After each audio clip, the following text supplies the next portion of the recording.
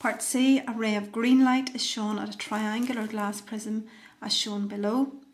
On the diagram, continue the path of green light through and out of the prism. So this is just a refracted light question, and you know that generally you should get a kind of a flat shape in the middle and then a shape like that. I always say something like the way you would have drawn at the roof of a house when you were a child, if you were drawing a wee house. I'd then ask you to draw and label the path of a red ray of light inside the prism and out into there. So if you have a good idea of the spectrum, if we just write the order of them: Richard of York gave battle in vain. And if you were going to do this down the side here, that's the order those would come in. So green's in the middle, so red has to be above it. So the red isn't refracted just as much, and so you should draw it something like that above it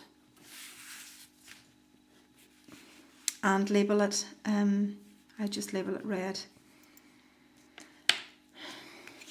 Part D, what type of lens does a camera use? And a camera, of course, uses a convex lens, one which focuses rays to a point.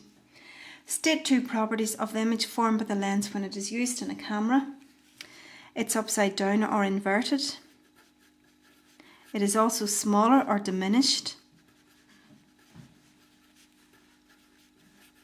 And a third point, it can of course be captured on a film or a screen, so it is real. So any 2 out of 3 will get you your marks there. By the way, I didn't show you how to get the mark, how you would have got the marks up here. You'd have got your marks for a correct refraction here and one here. And then for the red one, you would have had to show that it was less bent.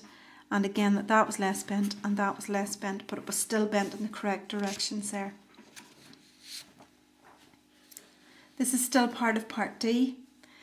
The diagram illustrates a lens camera. The diagram illustrates a lens camera. Draw 2 rays from the top of the object to show how the image is formed on the film. So this is just like a diagram of an object usually beyond 2f on your array diagram. And whenever you draw rays on a ray diagram, one of them should always go through the centre of the lens, like that. And then the second one should be parallel to the axis, and it passes down through f. Now we don't know where f is, but we do know that if our image is going to be focused on the film, then it has to meet, and therefore we're going to draw a second ray which meets the first one there, down here. So we'll put an arrow in each of them. You always put arrows on.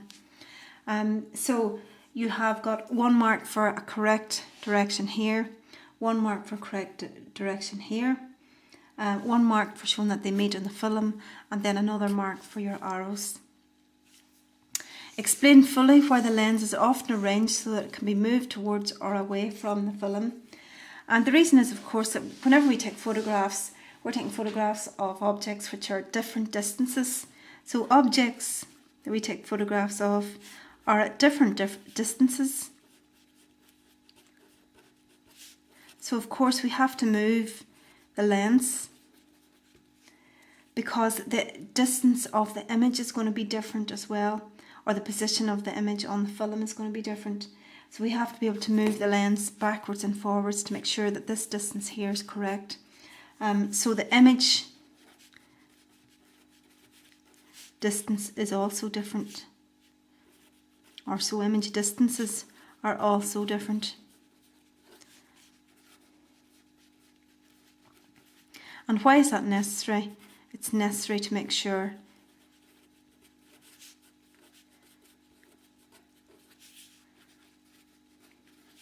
you get a clear image, or to make sure the image is clearly focused.